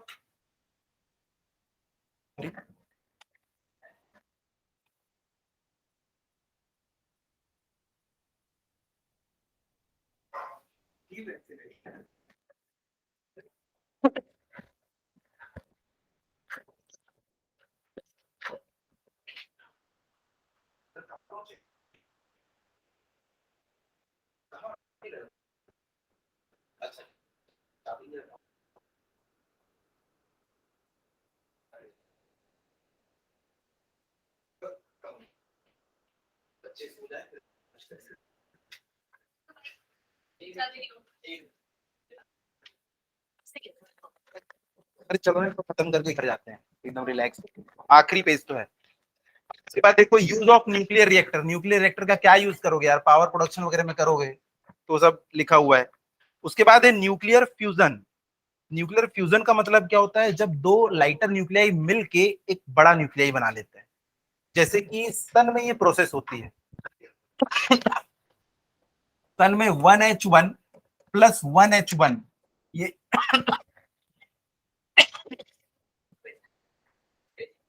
हाँ 1H2 और 1H2 ये मिलके क्या करते हैं? 2He4 हीलियम बना लेते हैं वहां पे। तो दो लाइटर न्यूक्लियस मिलके एक हैवियर न्यूक्लियस बनाते हैं, और इस प्रोसेस में वो भी क्या करते हैं? एनर्जी को रिलीज करते हैं। लेकिन वो दोनों आपस में इतना जल्दी जुड़ते नहीं है। आप देखो ये भी एक लोहे की प्लेट है, ये भी एक लोहे की प्लेट है, दोनों को जोड़ना है तो मुझे क्या करना पड़ेगा? वेल्डिंग। वेल्डिंग के लिए क्या करना पड़ता है? इसको बर्फ से सेकना पड़ता है? नहीं, बहुत ज्यादा हीट प्रोवाइड करनी पड़ती है। वैसे इनको भी अगर जोड़ना है तो यहाँ पे हीट देना पड़ता है। तो जब टेम्परेचर होगा 10⁻⁷ केल्विन, कई लाख केल्विन, तब ये प्रोसेस चालू होती है। अर्थ पे हम लोग पहले दे नहीं पाते इतना टेम्परेचर, अब हाँ अब हम लोग इतना टेम्परेचर प्रोवाइड कर सकते हैं। तो छोटा मोटा फ्यूजन प्रोसेस हम लोग कर रहे हैं, लेकिन अभी रिएक्टर नहीं बना इसके ऊपर। अगर रिएक्टर बन गया तो भाई आपके घर में जो बिजली आ रही है ना वो फ्री में आएगी, क्योंकि अभी तो कोल लगता है, फिर तो क्या लगेगा? बस हाइड्रोजन लगेगी। हाइड्रोजन एटमॉस्फेयर में फ्रीली अवेलेबल है, निकाल लेंगे, एनर्जी बनाएंगे, फ्री बिजली। केजरीवाल जी का एक चुनाव का मुद्दा खत्म हो जाएगा। तो फ्री इलेक्ट्रिसिटी, इसके ऊपर काम होने चाहिए। Difference between nuclear fission and nuclear fusion वही है, जब एक स्प्लिट होके दो बन जाएगा तब ये होगा। उसके बाद for nuclear fission fast moving neutron is needed, इसके लिए 10⁷ केल्विन का टेम्परेचर नीडेड। वो सारी चीजें जो मैंने एक्सप्लेन की है ना, वही सब कुछ इसमें लिखा हुआ है। ठीक है, अब बैठ जाओ सर, थोड़ा सा टाइम लगेगा। हाँ चल रही, ठीक है। उसके बाद चौथा पॉइंट देखो, ये सबसे इंपॉर्टेंट पॉइंट है। आपको जब बेनिफिट पूछेगा ना तो इसको तो जरूर लिखना है आपको। The product of nuclear fission are radioactive. जो यूरेनियम की रॉड बर्न हो गई ना, उसके बाद क्या करती है? वो बेरियम और क्रिप्टॉन में कन्वर्ट हो गई, जो कि रेडियो एक्टिव मटेरियल है। इसको हमको प्रॉपरली डिस्पोज करना पड़ता है। तो स्टील के मोटे मोटे कंटेनर होते हैं जिसके अंदर लेड की कोटिंग होती है, उसमें हम इसको भरते हैं, और उसके बाद इनको एक बहुत बड़ी जगह है, एक यार्ड बनाया गया है, जहां पे इनको भेज के वहां पे स्टोर किया जाता है, ग्राउंड के बहुत नीचे, ताकि रेडियो एक्टिव वेस्टेज कभी निकल ना पाए। शुरुआत में तो क्या किया गया था? उन कंटेनर्स को समुद्र में डाल दिया गया, जहां पे 4 से 5 किलोमीटर की डेप्थ है ना, वहां पे उनको डाल दी। लेकिन बाद में ये बोले कि अगर टाइम के साथ मान लो वहां पे प्रेशर के कारण अगर वो फूट गए तो वहां पे बहुत ज्यादा प्रॉब्लम हो सकती है, पर डाल दिए थे। तो अब क्या कर रहे हैं? ग्राउंड में, मतलब अंडरग्राउंड एक बहुत बड़ा यार्ड बनाया गया है जहां पे इसी को रखा जाता है। हर देश वहां पे भेज सकता है। हाँ, उसके बाद से तो बहुत मेजर्स लेने लगे हैं। अभी जापान में जब वो आई थी सुनामी, तभी वो फुकुशिमा वगैरह नहीं, वो भी ऐसा हो गया था उनके साथ में। क्योंकि इन लोग, इनको जनरली हम लोग क्या करते हैं? समंदर के आसपास बनाने की कोशिश करते हैं। क्योंकि अगर इसको आप सिटी विटी में बनाओगे तो ये पूरा बीचों बीच हो जाएगा पॉपुलेशन के, जिधर हवा उधर। हाँ, तो इसको क्या करते हैं, समुद्र के साइड बनाते हैं, तो क्या है, एक साइड का एरिया तो पूरा खाली है ना, कोई दिक्कत नहीं होगी। हवा तो इधर भी चलती है, और वहां पे क्या है, एक साइड कोई पॉपुलेशन है ही नहीं, ये बहुत ज्यादा दूर तक के ट्रेवल नहीं कर पाते कि हवा से ये चले गए चेन्नई तक। क्या उसके बाद एक लास्ट टॉपिक लिख लो कॉपी में, उसके बाद नमस्ते करते हैं अपन। कौन सा?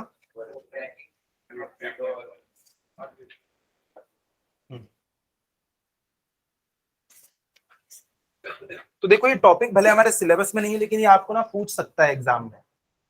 Nature of alpha beta gamma rays. इसमें क्या हुआ था, इसमें हम लोगों ने क्या किया, हम लोगों ने नहीं, रदरफोर्ड ने एक लेड का बॉक्स लिया। ये देखो, ये लेड का बॉक्स है, पेज नंबर 6 में ये लेड का ब्लॉक बॉक्स है। इसमें इसने रेडियम नाम का सब्सटेंस लिया। रेडियम, ये एक रेडियो एक्टिव एलिमेंट है।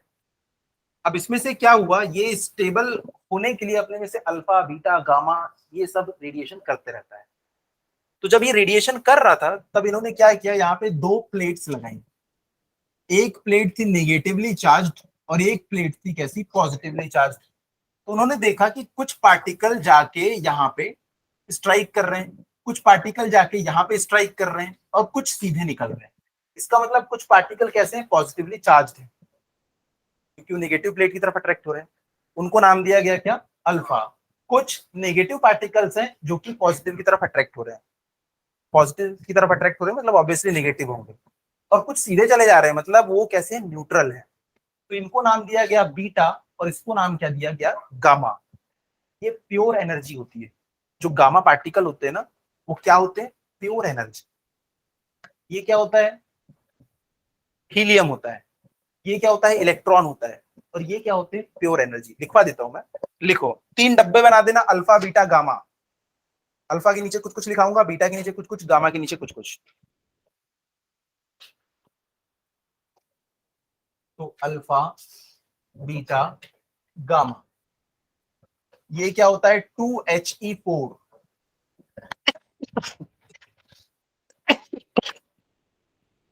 ये होता है 2He4। ये क्या होता है पता है, fast moving electron. Fast moving electron लिखते जाओ, इसमें से कुछ भी पॉइंट पूछ सकता है, फास्ट मूविंग इलेक्ट्रॉन। और ये होते हैं हमारे प्यारे से फोटोन, यानी कि इलेक्ट्रोमैग्नेटिक वेव। इलेक्ट्रोमैग्नेटिक वेव है ये।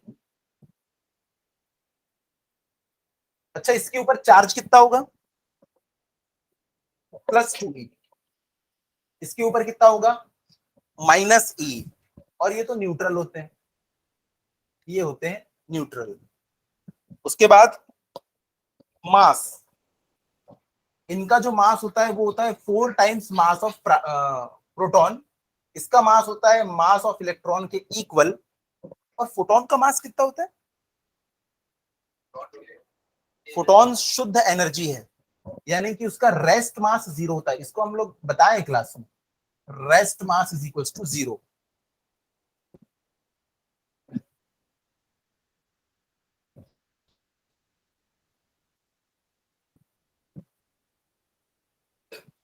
उसके बाद और भी कुछ है, ये चीज याद नहीं रखनी है वैसे। ये 10⁻7 मीटर पर सेकेंड, 10⁻7 मीटर पर सेकेंड, इतनी स्पीड से ये निकलते हैं।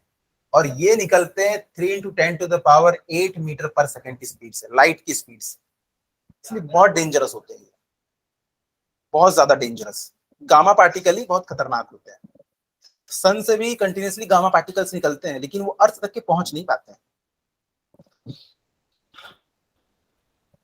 ठीक है, उसके बाद एक और चीज है, ये पूछ लेता है कभी कभी, आयोनाइजेशन पावर। आयोनाइजेशन पावर, किसको आप कितनी इजीली आयोनाइज कर सकते हैं। इसके ऊपर तो कोई चार्ज है नहीं।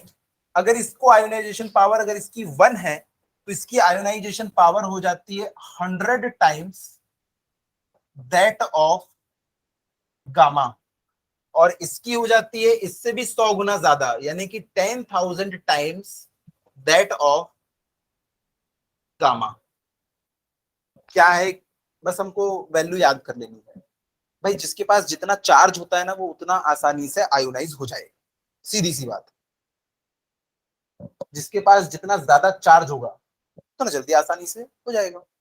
उसके बाद नेक्स्ट लिखिएगा, सीक्वेंस पूछता है इसमें आयोनाइजेशन पावर, तो आप लोग लिख सकते हैं इसमें सबसे ज्यादा अल्फा की, फिर बीटा की, उसके बाद आखिरी में गामा की।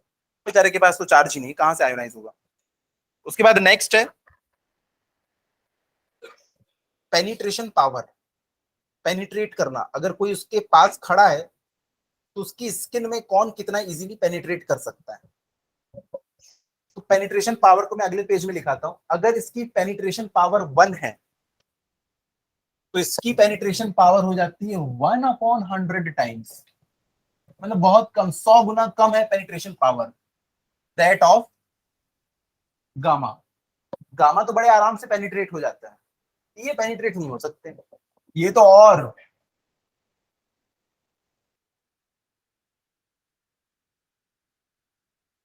पेनिट्रेशन पावर लिख लेना वहां पे, ये पेनिट्रेट नहीं हो पाते अल्फा।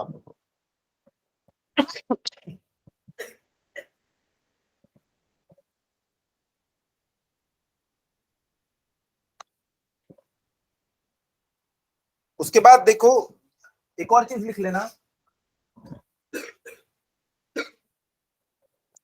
डिफ्लेक्शन लिख लेना, डिफ्लेक्शन। इसमें लिख लेना हाँ ये डिफ्लेक्ट होते हैं, डिफ्लेक्ट। कहां डिफ्लेक्शन, इलेक्ट्रिक फील्ड और मैग्नेटिक फील्ड में। ये देखो ये इलेक्ट्रिक फील्ड है, ये मैग्नेटिक फील्ड लगी हुई। आपको पता है ना मैग्नेटिक फील्ड में जब भी कोई चार्ज घुसता है तो वो कैसे गोल गोल घूमने लगता है, अगर परपेंडिकुलरली घुसेगा तो देखो अल्फा पार्टिकल अगर ऐसे ऐसे घूमेगा तो जो नेगेटिवली चार्ज पार्टिकल है वो अपोजिट डायरेक्शन में घूमेगा, ये हमको पता है। तो यहाँ पे डायग्राम भी बना हुआ है। अब डायग्राम देख के बताओ कौन ज्यादा डिफ्लेक्ट हो रहा है। बीटा ज्यादा डिफ्लेक्ट हो रहा है, तो इसमें आप लोग लिख देना deflects more than, deflects more than alpha.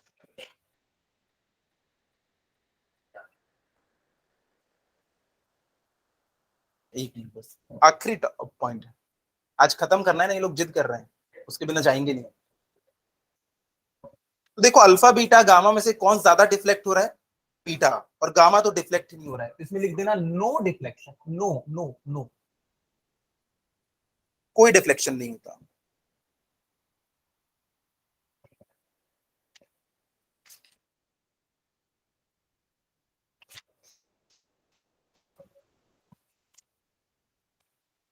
नहीं वो सब आपके काम के नहीं है, न्यूटन हाइपोथेसिस भी नहीं है काम का। क्या, कौन सी एनर्जी, स्टेलर,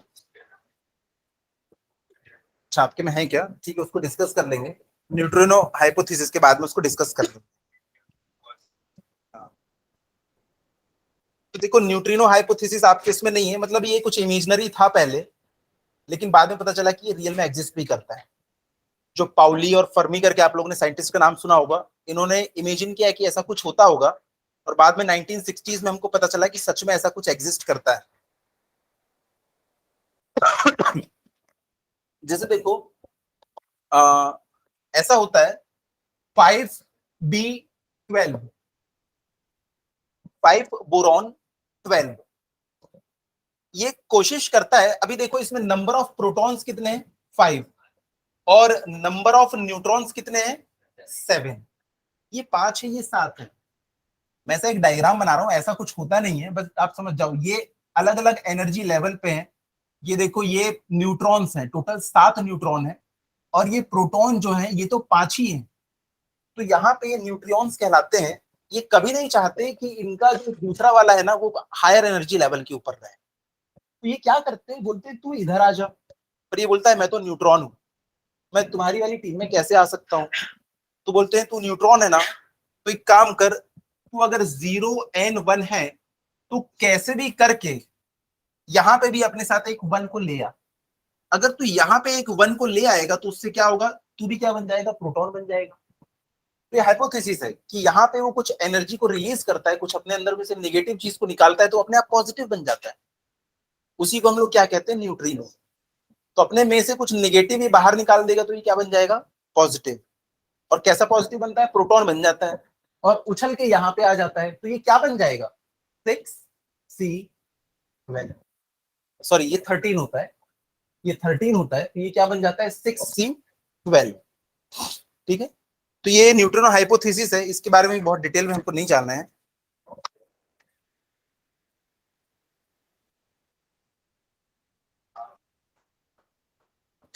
वो सब रेडियो एक्टिव डिके वगैरह है, वो सिलेबस से हट चुका है हमारे, जितना आने वाला है उतना ही पढ़ते हैं।